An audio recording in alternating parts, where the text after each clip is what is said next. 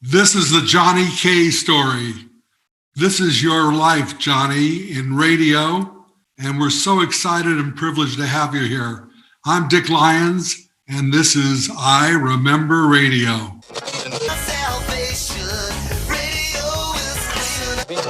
We want to cover Jhani's career in radio and some of the background stories that really made Jhani successful.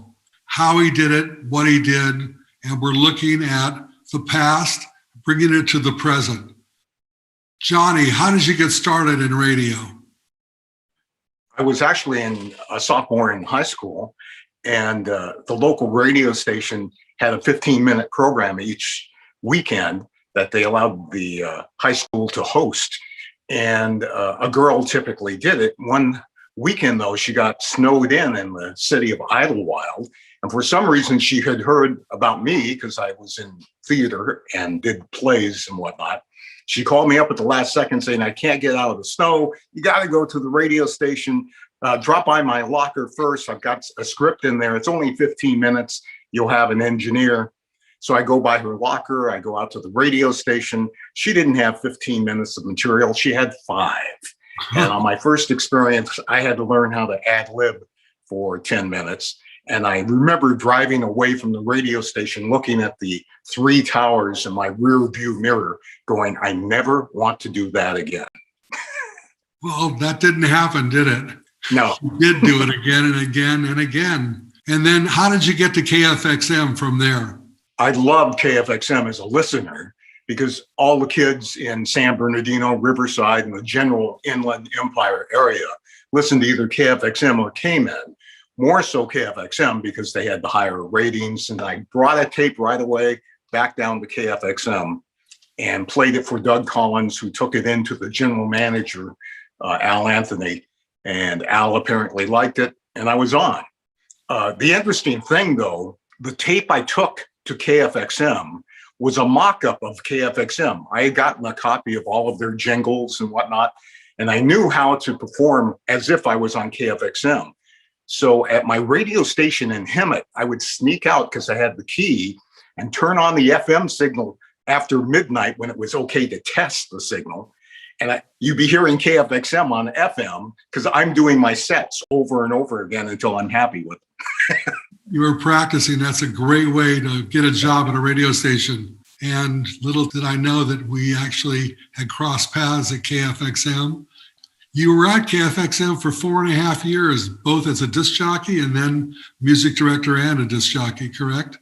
Right. So that gave you some management skills. How did you keep track of the music that was being played? When I was at KFXM a few years before, we sort of just pulled whatever we wanted to play, basically, that Al Anthony had approved and played it. Well, Chris Roberts, who was the music director before me, and he had left to go to Los Angeles, he was the music director, and he taught me what to do. He showed me how I could look at the Billboard Top 100 songs and determine what might be a hit that way. And he also taught me a great lesson that if a record promoter from Los Angeles came out and bought you dinner, hey, you're on the air. That was a good deal. And your transition from KFXM to? Well, first I went to K-Rock in Los Angeles, K-Rock AM, which was at 1500. And Dick, you were on that signal as well. That's right. I was there too when it was an AM. That station kind of imploded and blew up on itself. So I was still pulling a full-time shift at KFXM.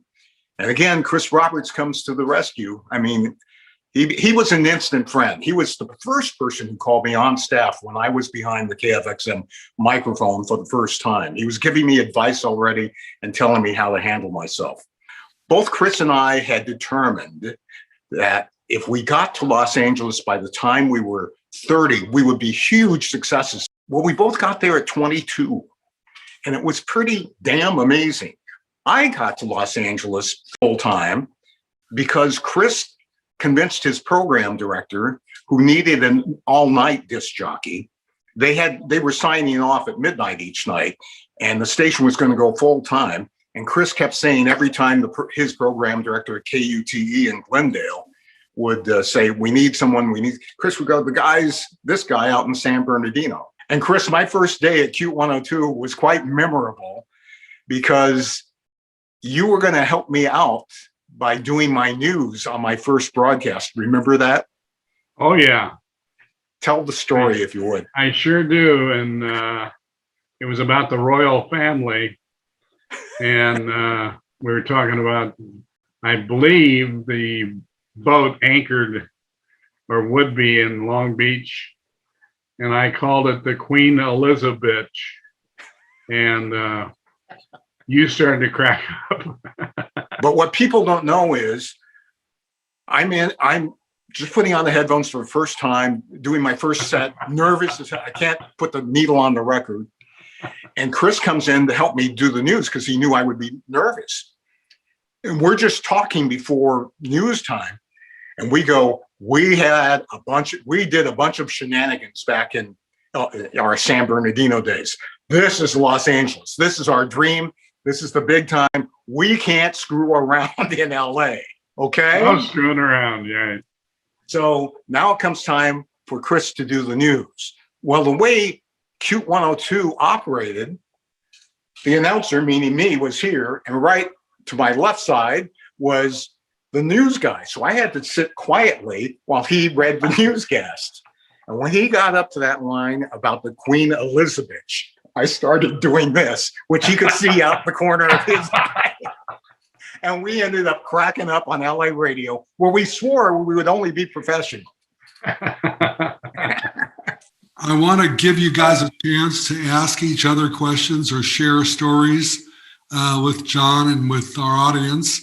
So let's talk to one of the guys right now who's shoulder to shoulder with you. Chachi, you're the president of Benztown. Yeah, we do imaging and production primarily for radio stations. And you have 3 offices, including New York and Munich and Los Angeles. Yeah, Stuttgart, which is where we get our namesake from. My partners are based there, and it's where Mercedes-Benz are manufactured. So much like we call Detroit Motown here in the United States, in Germany, Stuttgart is known as Benztown.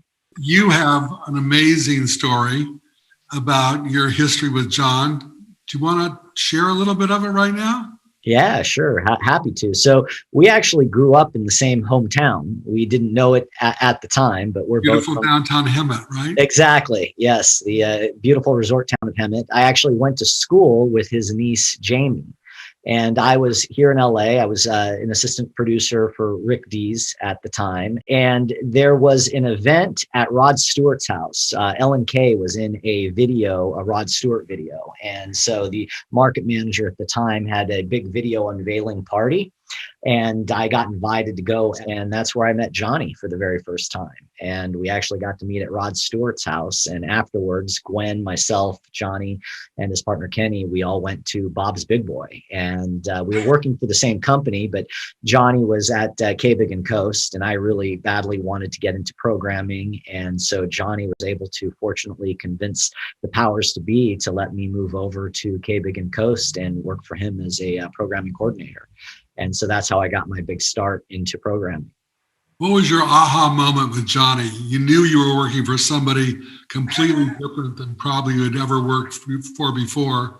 Jhani has a certain charm and intelligence that's undeniable.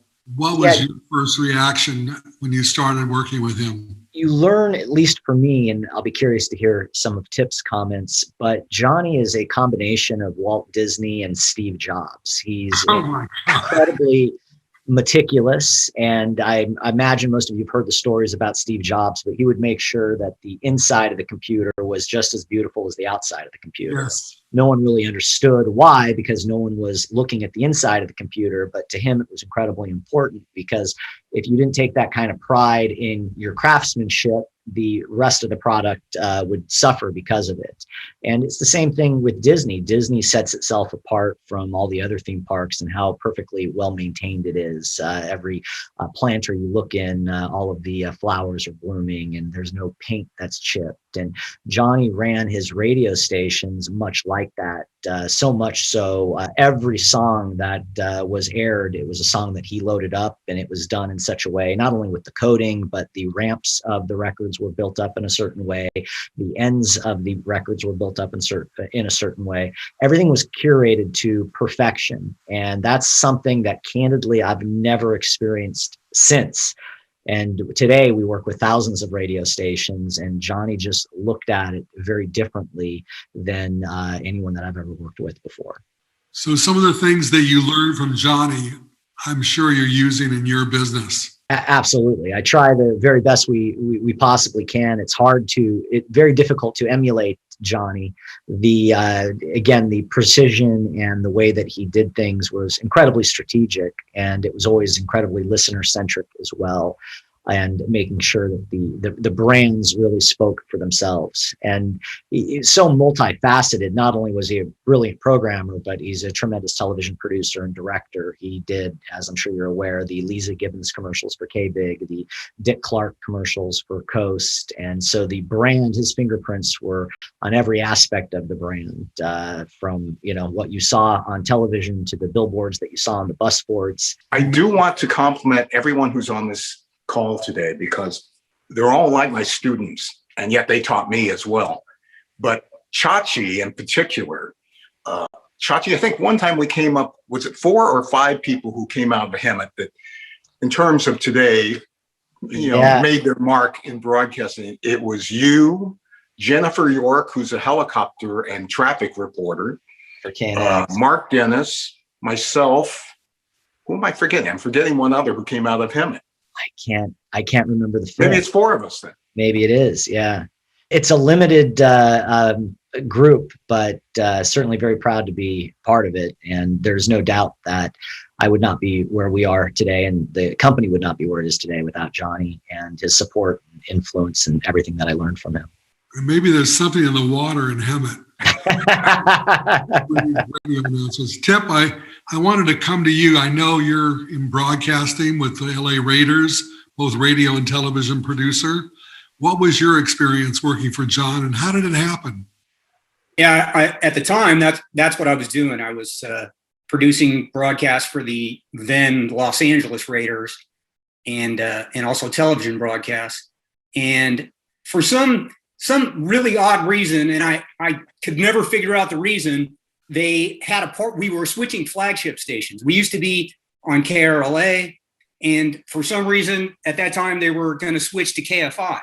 And I don't know why, but they decided that Jhani had to be there, which really made no sense because Jhani was with the music station, and there was no relevance for what we were doing versus what he was doing.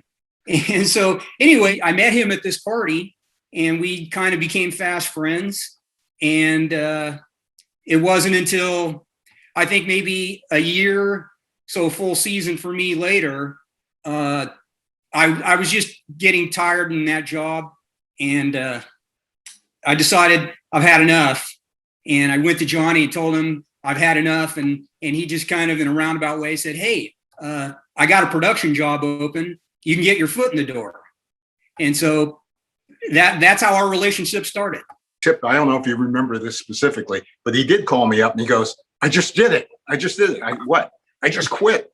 I said, well, get over here. He goes, what do you mean? I said, we're having lunch. And we met at Denny's, of all places. That won't surprise the other guys on the call here.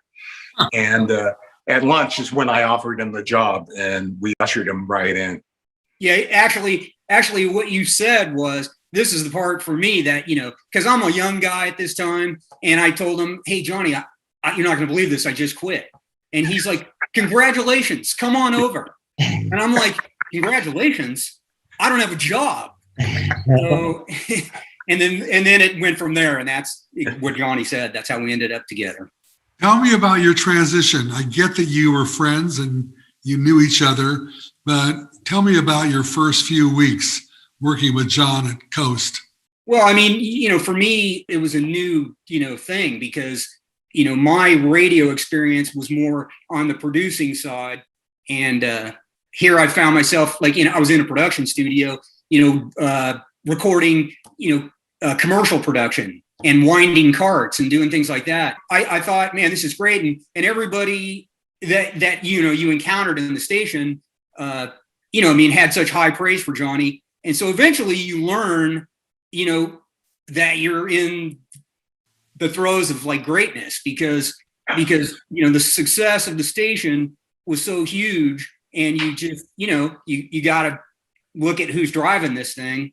And like Chachi mentioned, you just knew you were in something that was great. And there were so many things, little nuances that we did on the station that you knew weren't being done across the street or whatever. So for me, it was just gleaming as much as I can. I just tried to be like a sponge and learn this.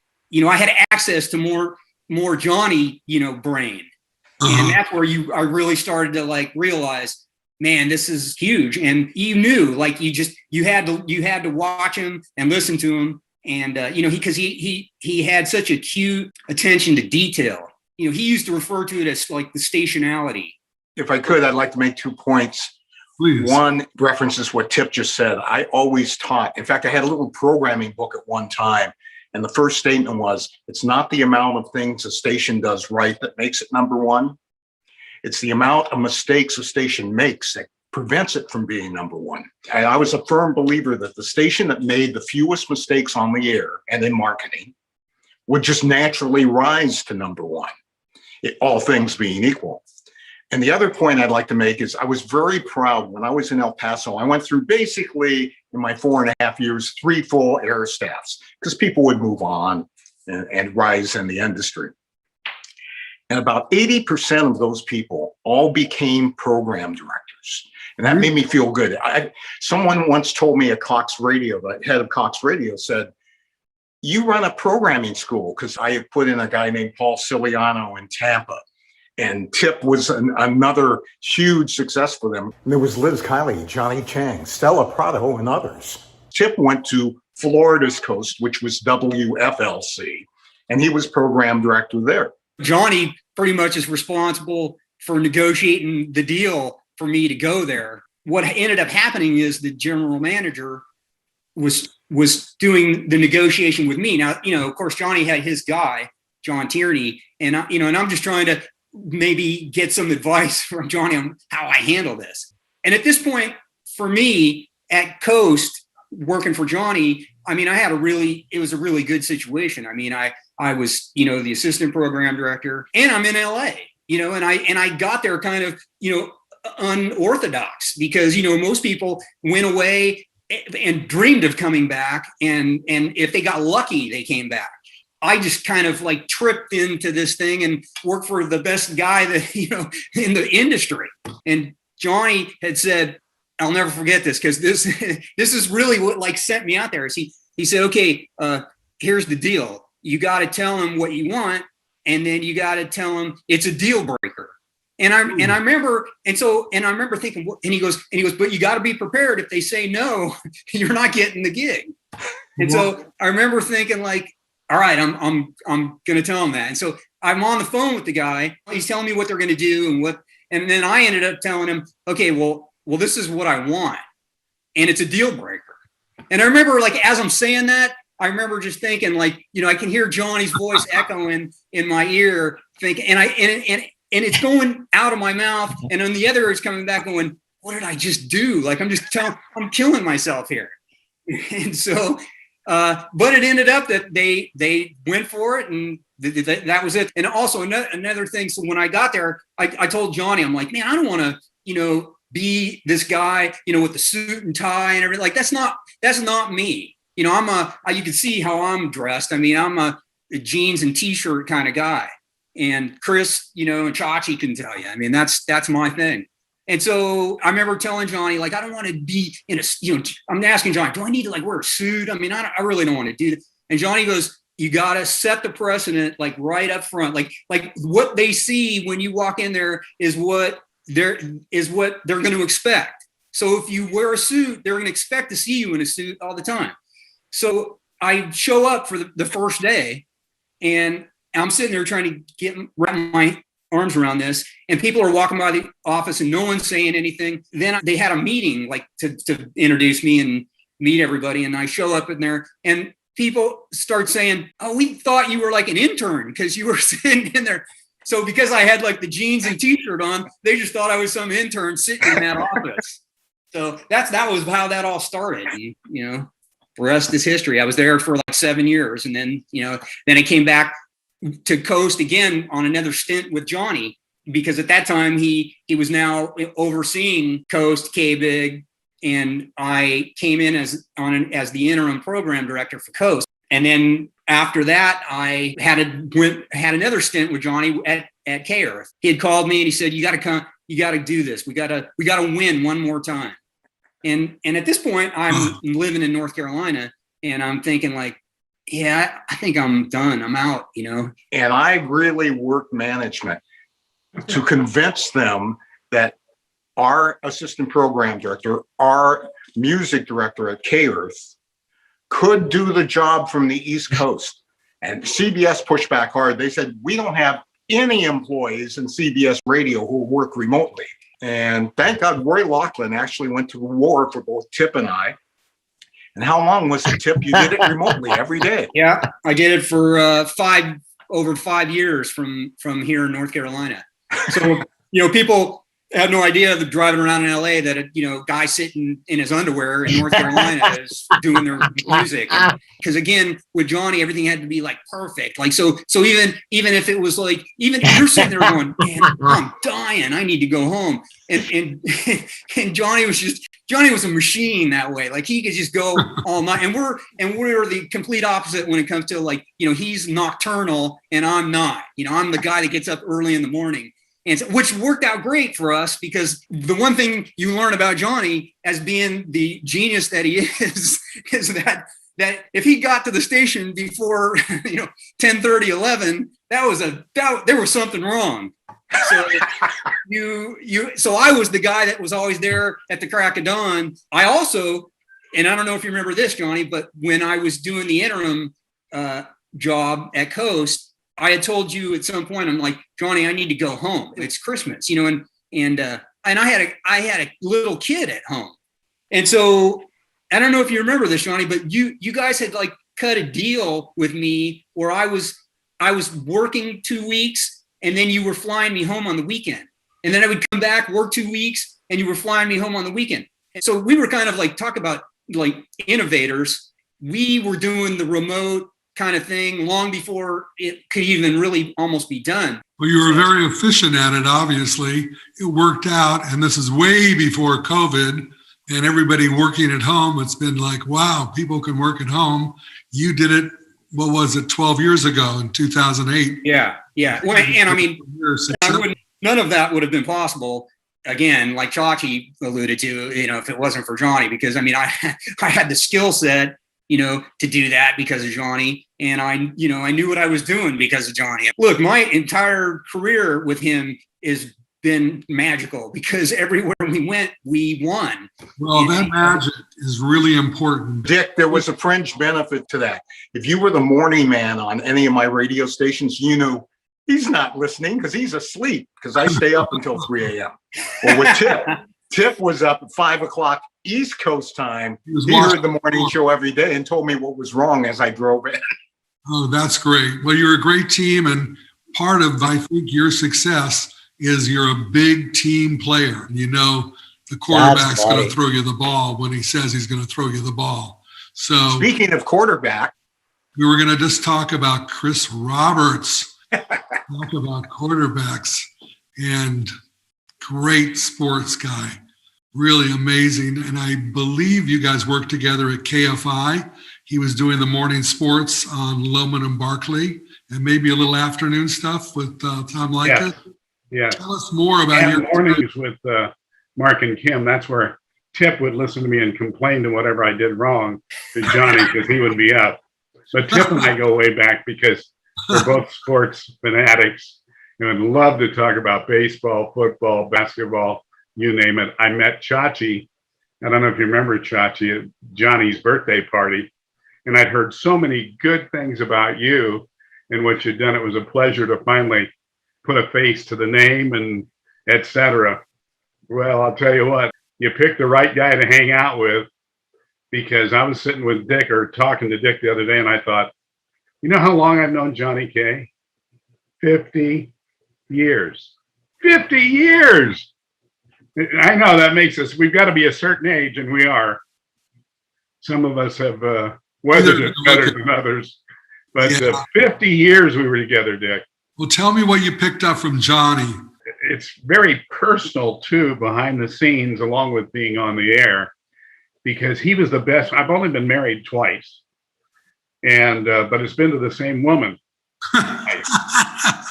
And guess who was my best man? Sorry. Johnny Kaye.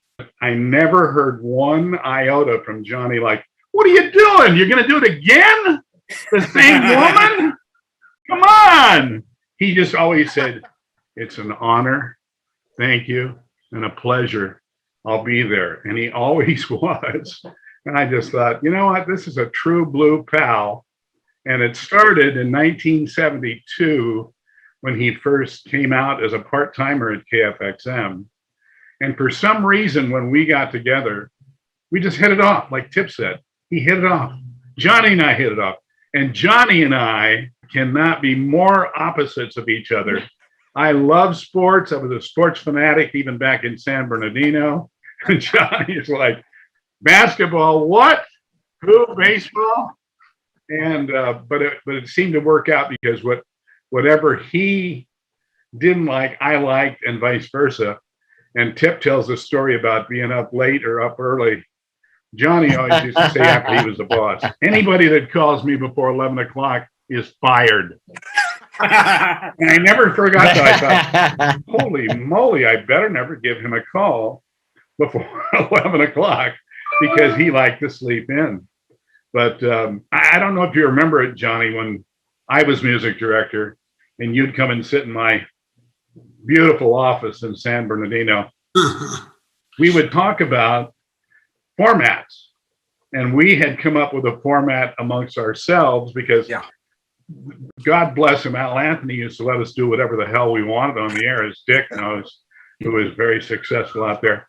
But Jhani and I came up with the idea, play a hit top 10 song every 15 minutes. You could mix in the oldies and the future hits and all the other songs later, but once every 15 minutes, hit song, hit record. In that day and age, especially in the 70s and 80s, it was like repetition was key. And we held to that format. And I think that it was something that was really successful. And that was the beginning stages of me seeing him as a program director, because he would talk about, yeah, and maybe we should try this or that. I remember the very moment where my brain started thinking like a programmer. Our ultimate radio station was KHJ in Los Angeles. Boss Radio. And I remember asking him, why do they play the jingle and do the weather this way? And Chris had a reason for it. And that set into motion in my mind, okay, that makes sense. There's a logic to it. And I approach everything that way. Ever since that one instance in San Bernardino, Chris, that's how it's happened. Wild. What was it that playing the jingle before the weather that lit the candle in your head, or the light came on? You're delivering the forecast, and currently it's 98 degrees. Play the jingle. In this case, it would be 93 KHJ. You don't come back because you've spent all this time talking. It will lead to the psychology in the listener that all this guy does is talk. So once you've delivered a forecast and read more than one sentence, hit the jingle. The jingle says, cues the audience, hey, music is coming. Then give them the music without you.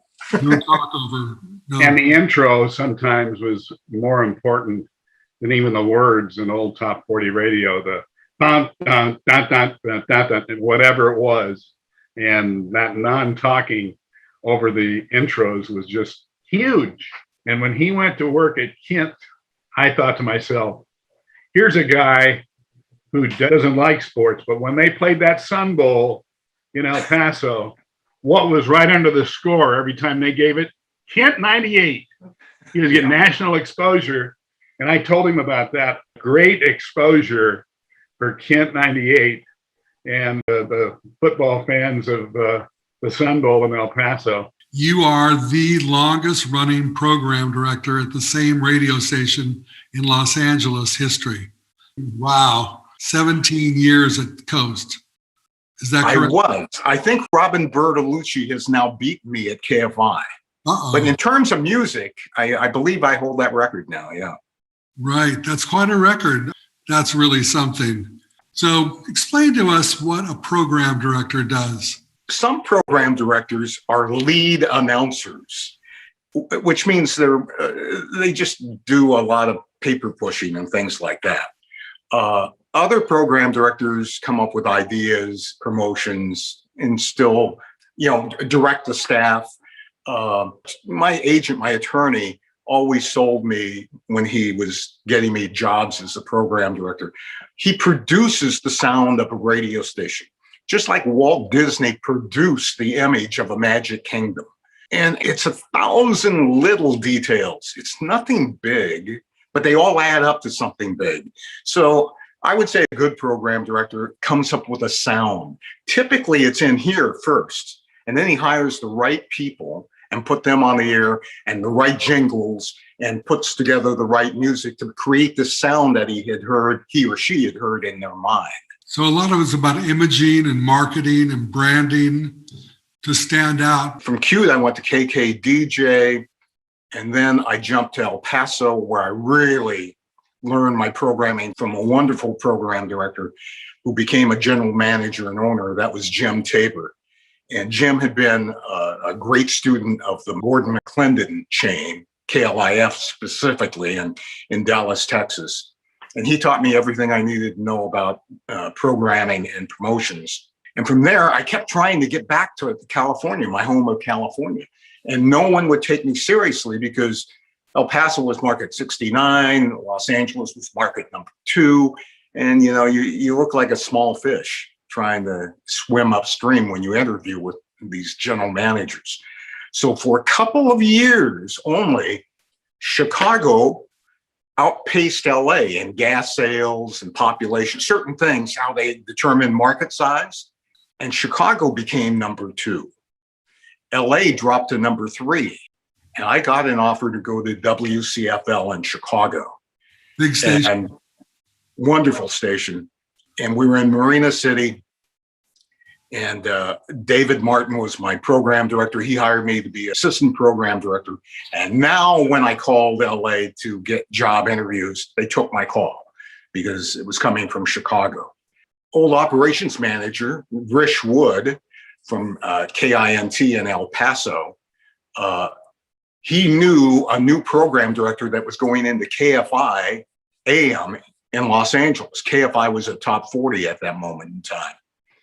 And he knew this person, Tom Bigby. So I flew out to Los Angeles on vacation. On that first day, we walk across the street, across Wilshire Boulevard there to the Red Onion restaurant. And we're just having lunch. And the ratings had just come out that day. And he had them written down on a paper napkin. He handed them to me. He goes, "What do you think of these?" I go, "Oh, well, it's obviously a very Hispanic book because KRLA did this and this station did that." So we're walking back down Wilshire Boulevard. We're just outside the restaurant. He goes, "When can you be here?" I go, "What do you mean? Are you offering me a job?" And he goes, "Yeah." He goes, "When can you be here?" I said, "Tom, these people have been really good. I've got to resign." He reached into his pocket and pulled out a quarter and said, "Resign." He wanted me to do it on the phone. And I said, "No, I can't do that. But I'll promise you this. I said, "When do you want me?" He goes, "Tomorrow." I said, "Can't do. But I will spend the rest of the afternoon looking for an apartment here in LA. I'll get on a plane tonight. I got to give them 2 weeks notice. It takes 3 days to drive across the country." And he goes, "Get out of here." And that's how I got the job at KFI. So did you make the decision to change the format on Coast, or had it already been made? No, I was only working on KFI. I had interviewed to become the program director of Coast when the general manager decided, and the company, Cox Radio, decided to flip the format from beautiful music to adult contemporary. The consultant had interviewed me, but kind of decided I wasn't the guy.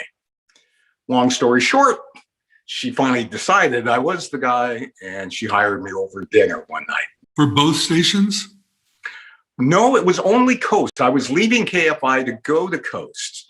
But once we got Coast on the air and we were doing so well, the general manager decided he would like me to program both. So suddenly I was in the precarious position of having to replace Tom Bigby, who just passed away not too long ago and was a great guy to me.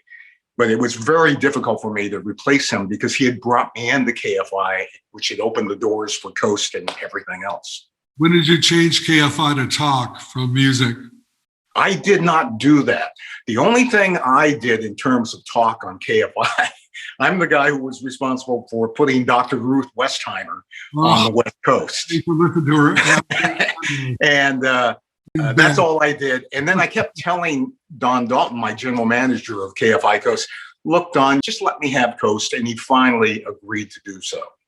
So you had your only child. You didn't have Yes. to worry about KFI anymore. It's sort of like a turnaround, a startup. Is in Los Angeles, there's at least 30, 35 stations that are competitive. I think just the opportunity that you had with Coast, which was 8,000 watts versus K-Big that was over 100,000.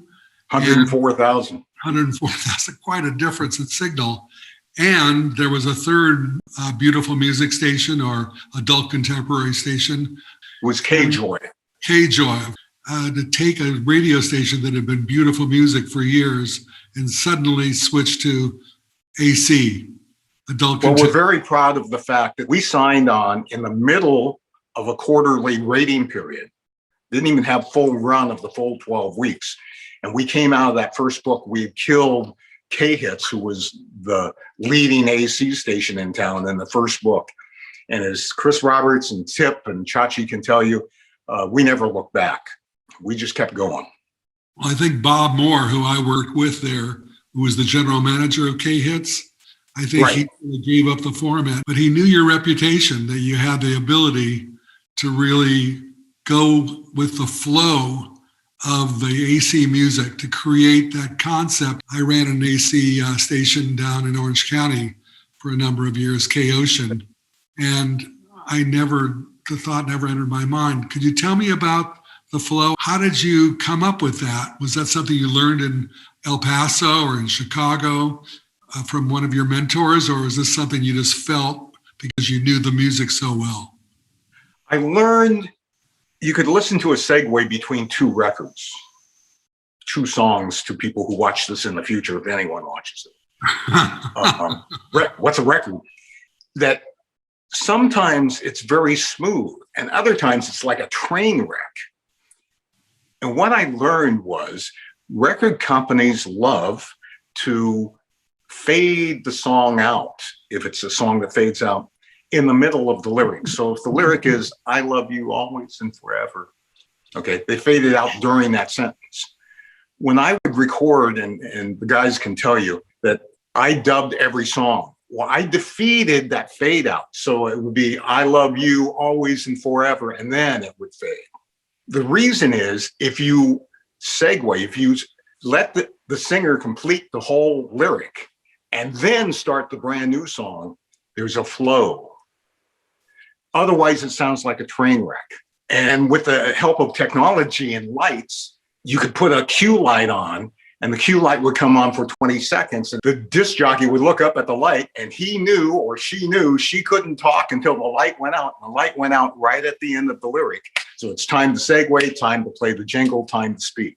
Wonderful. That coupled with another thing I discovered at Coast, which is not all songs blend. So I came up with a 4-point rating for a song of how to make one song go into another. Some songs start cold. That means the singer begins singing on the first note. There is no lead in of music. Well, those songs can play as a song fades out, and that works pretty good. But when it works best is when the ending song ends cold, ta-da, and it's over, and now you hear this one come on. So I coded all the songs, and I would take the music sheet the day before it went on the air, And I would, in my mind, listen and hear how this song's going to fade out and how this song's going to start. And I always treated it like it was a cold segue. A cold segue means no announcer, no jingle, no interruption, just one song ending, another song beginning. And if it didn't work, I traded songs all over the music list to make it work. And that was the secret of the flow. And that is actually part of the magic that I think radio companies paid me to bring to their radio stations. Brilliant. I mean, I've been in the business for over 50 years. Yeah. Never had a thought to that except a jingle that might start out hot and go to slow and a segue. But that is just brilliant. And that served you well. I know that you had a business deal with a fantastic attorney who I'd love to hear a little bit about, because people that have been in radio, or maybe will get into radio if there is such a thing in a number of years, or just business people, need to know the power of a good attorney/agent. How did you meet him? And can you give us a story about your relationship regarding your business? His name is John Jhani. He's an attorney who also happened to represent some people on television and radio. I was introduced to John by one of my best friends in the world, besides three best friends I've got here on this episode. His name was Rod Roddy, and Rod Roddy was on a very successful television show called The Price is Right. And he was this flamboyant announcer who wore these sparkly jackets, and he did the famous line, "Come on down." Rod used John as his attorney and talent agent. And let me share a Rod Roddy story real quick. Good. Johnny Olson, who was the original announcer of The Price is Right, had passed away. They needed a replacement at CBS. And they were auditioning the world. And Rod and John knew that, without a doubt, Rod had the closest sound to Olson out of everyone else who wanted the gig. Well, rather than wait for Fremantle, who owned a television program, to make a decision, John was great at this stuff. He got on a plane, he flew to New York to the head offices. Unannounced, he walks in and he goes, "I'm John Jhani. I represent Rod Roddy. We all know he's the man for the job. He has the closest sound to Johnny Olson. I have a couple of hours here in New York. You either cut a deal now or I'll make sure he never works for you." Ta-da! The king of the That's reverse. how it works. I know you used it, or he used it for you in another position that they couldn't make up their mind. Was it Kaye? Somebody couldn't make up their mind and they kept waiting. You did a second interview and he told you, this is from something I've heard, you can tell me if it's right or not. They told you to call and say, "I'm not interested in the job anymore. Forget about it." And in 20 minutes, the phone rang and it was the person wanting to hire you. I didn't call. I sent an email. Yeah. And the general manager called me up, who happened to be Tip's boss at one point too. And she said, "What's this all about? I got your email." I said, I'm not interested any longer. And she goes, "Well, you're the guy." I said, "If I'm the guy, how come I don't know it?" She goes, "Let me tell you something. I like to take my time." And so, and we're still friends to this day. It's wonderful. Today, one of my favorite videos is the U2 Where the Streets Have No Name, which was filmed in downtown Los Angeles. And if you watch that video, they highlight a lot of local radio. You can hear Rick Dees on there, but you see a big bus drive through the screen and it's got the Coast board on the side. And that brand just, transcended into, I believe, pop culture. You couldn't get away from it in the 80s and the 90s. And the pause, the famous pause. Along the coast. And how I really knew it was working was we would do focus groups. And then when you do focus groups, the clients are sitting behind a two-way glass mirror and real people are in a room and there's a leader asking various questions. And person after person in many focus groups over dozens of years would say, "Oh, that's the station that goes along the coast." They could mimic it. And when you've done that, you worked some radio magic, let me tell you. You had the ultimate, the temperature 87 along the coast. Or like I told in another segment, and when I was in Hawaii doing a basketball game with Long Beach State, I'm listening to the station in the islands, and this guy goes, and it's now 80 degrees here in the islands along the crater. The crater? Where the hell did that come from? And I get back to the mainland and I tell Jhani that I heard this guy doing along the crater. He goes, hey, listen, keep it to yourself. I'm consulting that station over there. I don't want anybody else to know. Ah, now I get it. Yeah. Well, one of the sidebars that Jhani did for me personally, along with making that transition from playing music to being a credible sportscaster, not just being with Loman and Barkley and Mark and Kim, which was huge, and Athletic Briefs was copyrighted. We signed off every sportscast with Chris Roberts, Athletic Briefs, and tried to really play it up. But I did Long Beach State football and basketball and some baseball for 10 years in parallel with KFI and Coast from like 82 to 91. And I never missed a road game, midweek basketball, or especially a weekend road game football in 10 years. And it's because Bacon, I just thought of this the other night, Jhani, and you'll probably remember it. I would say, Jhani, I need to switch this weekend shift to this and that. Never failed. Took care of me during those formative years when I was doing Long Beach State.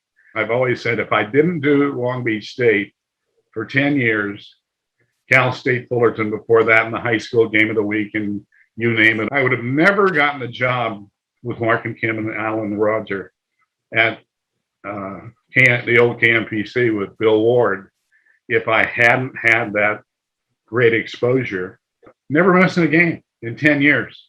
And I thought to myself, boy, Johnny Kaye I must have been driving him nuts when I said, I got to be in Cincinnati on Saturday morning for a football game. What? Never missed a game. Amazing. Unreal. There's nothing better than a program director that'll work with talent and with sales. I couldn't be playing records for the rest of my life or into my 30s for too long. And I think Jhani realized that too. Yeah. And thank God I got the opportunity to stick with sports. And Bill Ward, the general manager over at the old KMPC, I bugged the hell out of him about coming to work for him to do UCLA games. And finally, when the play-by-play guy dropped dead after a year, late John Riebenstorff, a good friend, Bill Ward, 3 weeks before the football season, said, Chris, you've wanted this job for the last 5 years. The job's yours. And it was like, bingo, right place, right time. And 23 years at UCLA, absolutely phenomenal, doing both football, basketball, a little bit of baseball. It never happened if it hadn't been for Jhani on both the two morning shows and working with the schedule. And I just thought to myself, I thought about it the other day, I thought, God, I never missed a road game, ever. And I don't know if anybody else would have ever done that in our business, but God bless him, it worked out, and it's something I'll never forget. But I want to go to Dick Clark very quickly. Probably the ultimate disc jockey. I know in Philadelphia, his famous television show, dance show, and then on to so many projects. And you had a very close relationship with him, and you broke through something very important of who's going to be the director. And I'd like you just to share that story or other stories you have about your relationship with Dick. First of all, great man. I miss him a lot. I still get to visit and have dinners with his wife, Carrie. 17 years with him. Yeah, 17 years. I got to direct him in television commercials for various radio stations. Tip was also on that set many times as well, and Chachi and some of the other people I've worked with. Two quick stories. One, how we got Dick Clark. We're in Atlanta. We're looking at research on an early incarnation of Coast. And while we're having lunch, one of the researchers happens to think, and he goes, you know who would be the perfect television spokesperson for Coast, but you could never get him because it cost too much and he wouldn't do it? Dick Clark. And we all agreed, no way. So, but it stuck in my mind. I'm back in Los Angeles weeks later, months later, whenever it was.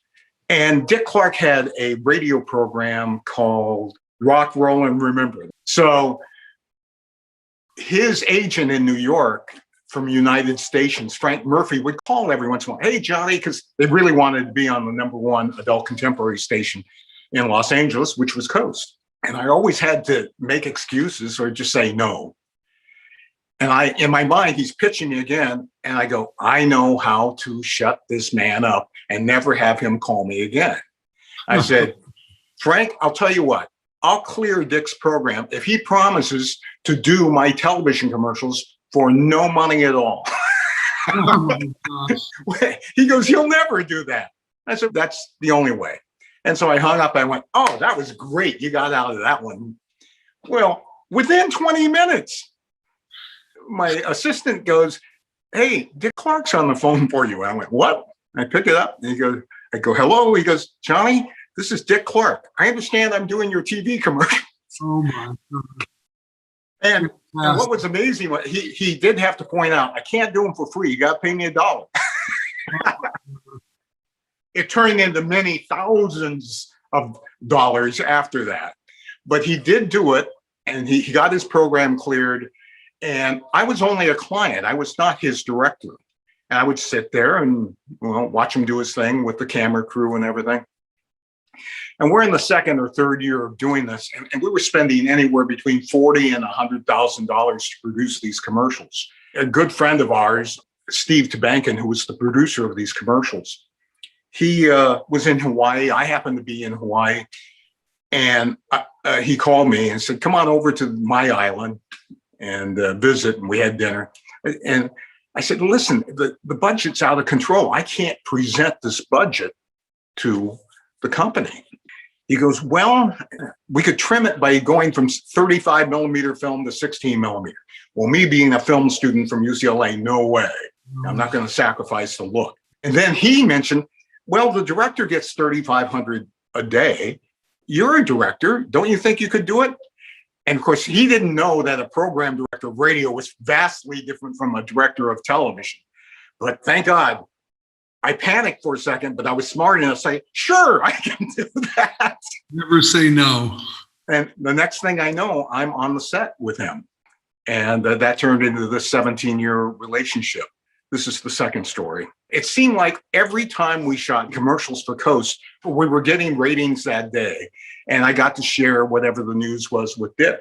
So one day he calls me in the makeup, and the ratings had come out earlier in that day. And he calls me and he goes, you're really good at what you do. And I go, oh, well, thank you. I've been a lucky guy in radio and this and that. He goes, I'm not talking about that radio stuff. He goes, I'm talking about directing in television. I go, yeah? He goes, yeah. Tell you what, we're going to form a company and you're going to direct me in all my television commercials moving forward. I said, well, how do we do this? And we had lunch and I wanted to talk about money. And he goes, we don't talk about money. Because I don't know if you know this, I'm a shark. He goes, do you have a guy? I said, yeah, I've got my guy, John Turney. He goes, well, your guy will talk to my guy. They'll wrestle in the mud and get all dirty because you and I are artists and we have to get along. Let them work the deal out. They never worked the deal out. But if you called up from a radio station out on the market, say San Diego, and said, we'd like to use you to do our TV commercials for our radio station, he would say, this is Johnny Kaye's number. Call him. He'll tell you how the deal works. And so it was on a handshake that we literally did business together all those years. And one last story, I would talk him into the moment of performance. We would get the tape rolling, the film, the sound. I'd say, ready, set, action. He liked it that way. And once in a while between ready and set, I'd give him a note or two. Well, one day the crew was setting up the lights and everything. And I'm standing there. And don't forget, not only did I write the script, I'm directing the commercial and I'm editing the commercial in post-production. So I wanted Dick to deliver a line a certain way. Example. He went, I'm not going to do that. And everyone on the crew stopped, and all eyes are on me. And I'm 30 some years old, and I'm panicking. And I'm thinking in my head, what the hell do you do now? So I go back to my director's chair and I call the shot. I go, ready? Dick, I need you to say the line this way. Set, you're going to do it my way. Action. And he did the commercial and he did it my way.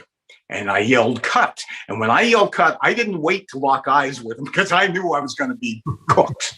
I just turned around. I went to a table where they have what they call Video Village. It's a bunch of television monitors where you can watch the replay of the commercial.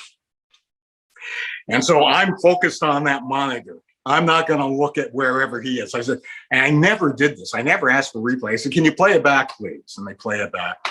I said, can you play it back again, please? And they do. And I hear this clip, clop, clip, clop. He's walking along the stage behind me and he's standing over me. And I can almost feel his breath on my head. And I said, just play it one more time. And they play it. And I look up at him like this. And he's looking at me like this. And he goes, you were right. It's better. And we never had a problem ever since. Wow, what a story. There is one thing I'd like to leave behind in this episode. And Tip Landay and I have spoken about this many times, how the industry has changed, how America has changed. And there is one thing in particular that I did that I felt like I had a blood transfusion, and I instilled it into Tip and Chachi and some of the other people I've worked with. Anyone who ever applied with me, and typically it was through the mail, got a reply letter back. In the middle of every letter, I would have my assistant put in a line that said, I particularly like the set where you talked up the Sly and the Family Stone song.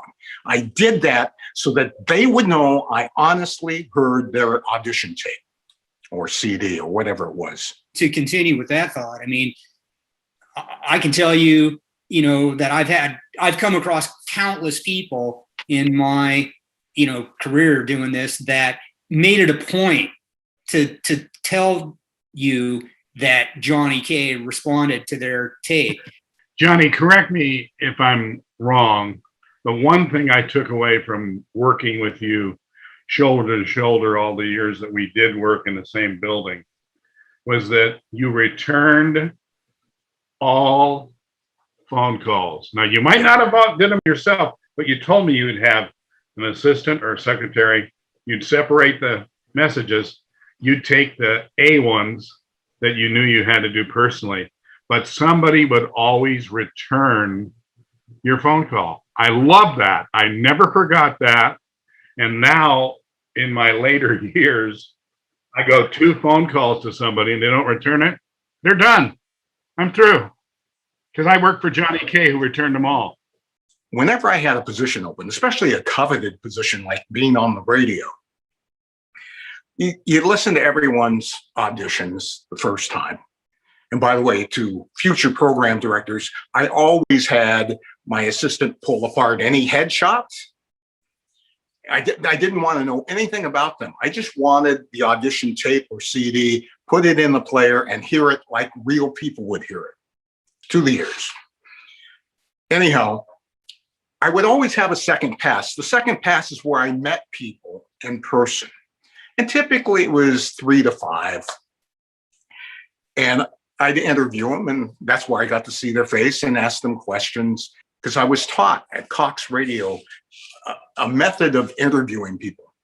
And there were always 2 quick questions. Why do you want to work here at Coast 103? I can't tell you how many times people said, oh, I'm from the East Coast. You got sunshine, you got the mountains, you can be there in 2 hours, you can be at the beach 2 hours later, this or that. My parents and grandparents live in Southern California. They didn't hear the question. Why do you want to work at this radio station? So instantly there were check marks going off in my mind on the good list or the bad list when I asked the question. And I would give them a couple opportunities. I'd say it again. And I always gave them 2 opportunities on this question. Why do you want to work for me? I didn't say the radio station, it was me. I wanted to know that you knew one fact, I don't care what it is, that I like dogs or I like hot dogs. One fact about me, that you've done some sort of research. And I get the beach and, skateboarding answers all the time. They weren't listening to the question, and they could say anything. A smart person might have said, well, you're the longest running program director in LA radio history, or this or that, or, I listen to Coast and I know you were the architect. So that's one thing I'd like to leave behind besides this. When you tell the last 3, 5, whatever, I'm going to make my decision on Tuesday morning. You'll hear from me. I always said this, you will hear from me. You won't get a text from a friend saying someone else has named it. You're not going to read a press release in a trade paper that someone else was named to the position. You're going to hear from me. And the way I guaranteed that was I would call all the runners up first and be gentle with them and tell them they were so close, but it was like splitting hairs. And this time I'm going another direction. And I called the winner the last time so the word couldn't leak out. So to you employers out there, I implore you, it's a wonderful thing to do. You save a lot of people their hurt feelings if you just don't let it out early. Don't tell anyone who you're going to hire. Just hire them at the last moment. I think Jhani exudes, and his brands exude, class. And when some stations were giving away Magic Mountain tickets, Jhani was giving away Disney tickets. When stations were giving away trips to Las Vegas, Jhani was giving away trips to Hawaii. Everything about him and the brands that he created were incredibly classy. And I think, and I'm guessing to your guys' point, it's probably not the same as it once used to be. And there is something about these brands with Dick Clark being attached to them that you knew was safe for the family. And it was something you wanted to be part of, much like you want to drive a nice car or wear a nice handbag or whatever it may be. And Jhani did a great job of that with his brands. And that was all the way down to the minutia of the customer service. And even with not only the listeners, but the people that applied, which, I don't know anyone that does that. And that's amazing. Yeah. Well, it's huge when your fingerprint is on something, and Jhani's fingerprints are all over those type of things. I will tell you that towards the end of my time in Miami, I ended up consulting another radio station. And it's not until you are put in that situation that you realize what you were in, because until you hear someone else do it wrong, you're just not aware of it. And then because all my experience was like it always being done the way it was right, and that was winning and hugely successful. And Chris, I'll leave you with this story. You'd mentioned that Jhani was your best man twice for both of your weddings, and I too have been married twice, different women each time. But Jhani was diligently my videographer for both weddings and was incredibly supportive, even though I was marching past the red flags, kind of like when the lifeguards put the red flags out on the beach going, don't go in the water, there's riptides. I just kept on marching into the water, but Jhani stood by me and has been an amazing friend and so incredibly supportive, both personally and professionally. And so thank you, Chachi. Hey, can I just say something real quick since you guys just brought that up? By the way, Jhani opted out of being the best man at my wedding. because I stole him once too many times. My first marriage was in Houston, and of course, Jhani was to be my best man. But I remember he was like, "Are you okay? Like if I just don't do it?" Like he just didn't want the responsibility of being the best man. So I mean, he did come to Houston and went through the whole thing, but he took the pass card on that one for me. I think it was tremendous foresight. I think he knew how that was going to end. Well, it's been such a privilege to be with all of you. And Jhani, I know you're a national award winner. I coincidentally was in Las Vegas at a convention. They called you up at a dinner and gave you the Program Director of the Year award. And in fact, you repeated 3 times, a three-peat on Program Director of the Year. Just guys, I'd like to thank all of you for participating and being part of Jhani's story, because this is Jhani's radio life, and it's quite a story. It's been a privilege for me to have you all on I Remember Radio. I'm Dick Lyons, and thank you for watching and listening to I Remember Radio. Jhani Kaye, this is your life. Thank you, pal.